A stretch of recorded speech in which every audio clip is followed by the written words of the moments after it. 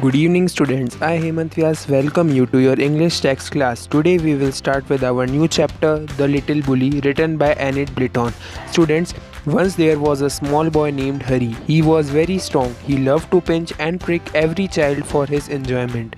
Everybody near him had suffered with his teases. Students did not like him at all, but they never complained to their teacher also. They could only pinch him back to his reply, but in vain, because their pinch was not so hard in his comparison.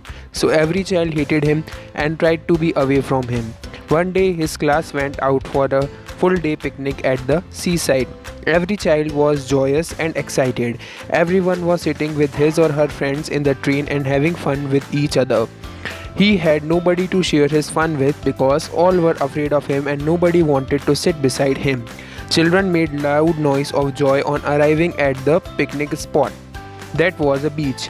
Hari was all alone and he went away and sat at a corner rock near a rocky pool.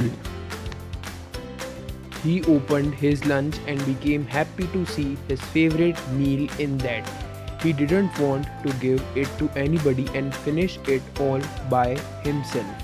Just after he glanced at a monster crab which sat behind him at the rocky pool, he got afraid and jumped.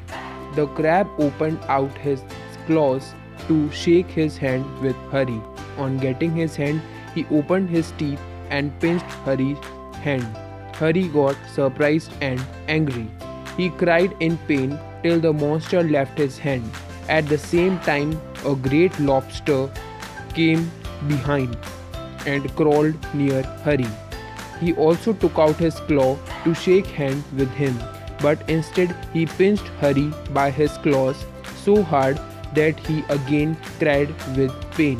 One by one, all creatures came along on finding Hari alone and pinched him until the sore became green. Hari cried a lot and his color was changed. He was too scared of all them. His lunch rolled into pool. Crab and others also had his lunch to eat eagerly. Hari realized that what he was doing. Hari felt the pain what he used to give to all the children of his class. He now understood that hatred which all children had felt for him. It was the same hatred that he felt for the monster crab. At last he told himself that he would not pinch, neither prick or tease anybody else from then.